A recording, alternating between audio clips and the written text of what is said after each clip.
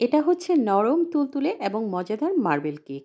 যদি আপনিও এই রেসিপি শিখে রাখতে চান তাহলে সম্পূর্ণ ভিডিও দেখবেন, আর রেসিপি যদি ভালো লাগে তাহলে নিজের টাইমলাইনে শেয়ার করে রাখতে পারেন, যেন ভিডিও দেখে নিজেরাই তৈরি করে নিতে পারেন এই অসাধারণ স্বাদের মার্বেল কেক। সঠিক মেজারমেন্টে কিভাবে এরকম সুন্দর মার্বেল কেক তৈরি করবেন সেই রেসিপিটাই শেয়ার করব। প্রথমেই একটি বোলে নিয়ে নিচ্ছি স্বাভাবিক তাপমাত্রায় থাকা 3টি ডিম। ডিমগুলো যদি ফ্রিজে থাকে তাহলে অবশ্যই 15 থেকে 20 মিনিট আগে ফ্রিজ থেকে বের করে রাখবেন। চিনি দিয়ে দিয়েছি এখানে 1 কাপ, অথবা আপনারা আপনাদের স্বাদ অনুযায়ী কমিয়ে কিংবা বাড়িয়ে দিতে পারেন।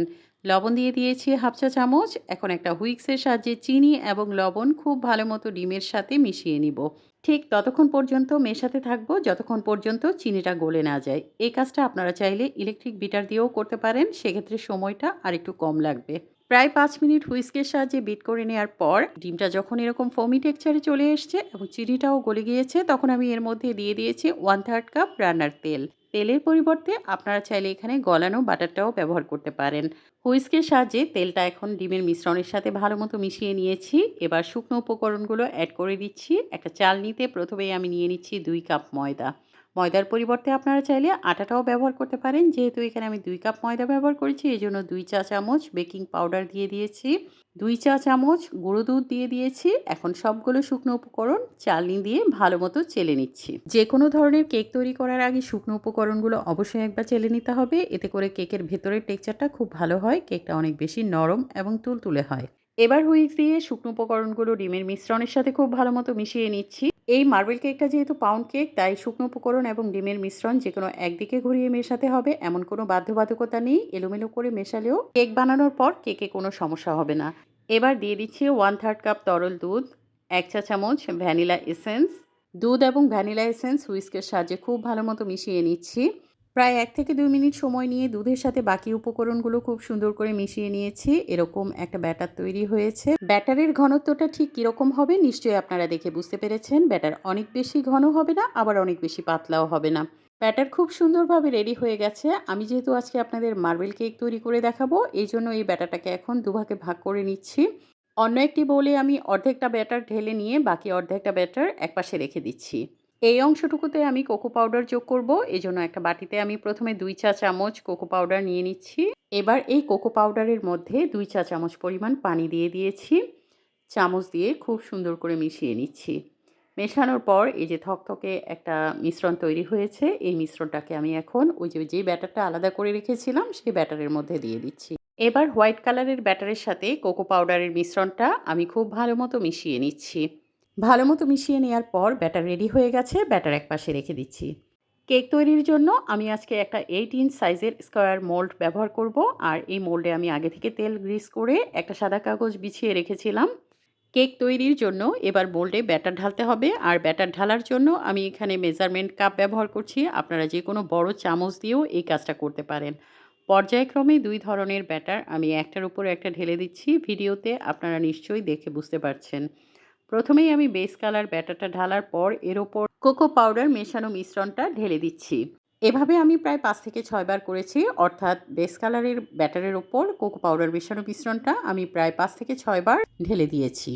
এতে করে কেকটা বেক হওয়ার পর কেকের ভেতরে খুব সুন্দর একটা চকলেট এবং বেস কালারের একটা কম্বিনেশন তৈরি হবে এবং কেকটা দেখতে অনেক বেশি সুন্দর এবং আকর্ষণীয় হবে।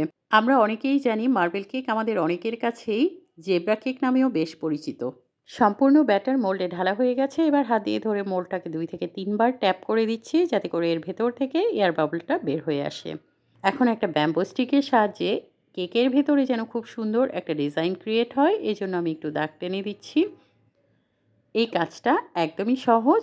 আপনারা একবার দেখে নিশ্চয়ই বুঝতে পেরেছেন কিভাবে করতে হবে। আজকের এই মার্বেল কেক তৈরি করার জন্য কোনো ধরনের ওভেনের প্রয়োজন নেই। গ্যাসের চুলায় হাঁড়িতে কিভাবে খুব সহজে এই আকর্ষণীয় মার্বেল কেকটি তৈরি করা যায় সেই প্রসেসিংটাই দেখিয়ে দিব। এই জন্য চুলায় একটি হাঁড়ি আমি 10 মিনিট আগে প্রিহিট করে রেখেছিলাম। হাঁড়িতে একটা স্ট্যান্ড বসিয়ে স্ট্যান্ডের উপর কেকের মোল্ডটা বসিয়ে দিয়েছি। ঢাকনা দিয়ে ঢেকে উপরে ভারী একটা কিছু দিয়ে চাপা দিয়ে দিতে হবে যাতে করে এর ভেতর থেকে গরম ভাবটা বের না হয়ে আসে। চুলার আঁচ লোতে রেখে 50 মিনিট বেক করে নিলেই কেকটা তৈরি হয়ে যাবে। একটা স্টিক ঢুকিয়ে একটু চেক করে দেখেছি কেকটা ঠিকমতো বেক হয়েছে কিনা। মাশাআল্লাহ কেকটা খুব ভালো মতো বেক হয়ে গেছে। আমি চুলা থেকে নামিয়ে এখন এটাকে ঠান্ডা হওয়ার জন্য ১০ মিনিট একপাশে রেখে দিব। গরম অবস্থায় কেক ডিমোল্ড করতে গেলে কেকটা ভেঙে যাওয়ার সম্ভাবনা থাকে। ১০ মিনিট পর আমি একটা চাকুর সাহায্যে চারপাশটা একটু ছাড়িয়ে নিচ্ছি। তারপর কেকটা আপনাদের ডিমোল্ড করে দেখাচ্ছি কেকটা কতটা পারফেক্টলি বেক হয়েছে। কেকের নিচে যে কাগজটা দিয়েছিলাম সেটা তুলে ফেলে দিচ্ছি। তো দেখতেই পাচ্ছেন কেকটা কত সুন্দরভাবে বেক হয়েছে। এখন আমি কেকটা আপনাদের কেটে দেখাচ্ছি এর ভেতরটা আসলে দেখতে কেমন হয়েছে। যারা কেক খেতে খুব ভালোবাসেন এবং যাদের ঘরে ছোট বাচ্চা আছে তারা খুব সহজে এই সহজলভ্য উপকরণগুলো দিয়ে এই আকর্ষণীয় এবং লোভনীয় মার্বেল কেকটি তৈরি করে নিতে পারেন। মাশাআল্লাহ মার্বেল কেকের ভেতরটা অনেক আকর্ষণীয় হয়েছে। এই কেকটা আপনারা একদিন তৈরি করে ৩ থেকে ৪ দিন অনায়াসে রেখেই খেতে পারবেন। কেকটা কতটা সফট হয়েছে এটা আমার কাটার ধরন দেখে আপনারা নিশ্চয়ই বুঝতে পারছেন। অনেক বেশি নরম তুলতুলে এই কেক ছোট বাচ্চারা তো পছন্দ করবেই। আপনারা বিকেলে চায়ের সাথে পরিবেশন করতে পারবেন। বাচ্চাদের স্কুল টিফিনে তো অবশ্যই দিতে পারবেন। এক পিস কেক আমি আপনাদের ভেঙে দেখাচ্ছি কেকটা কতটা নরম এবং তুলতুলে হয়েছে। প্রিয় দর্শক দেখলেন তো কিভাবে খুব সহজে এরকম আকর্ষণীয় মার্বেল কেক ঘরে তৈরি করা যায়।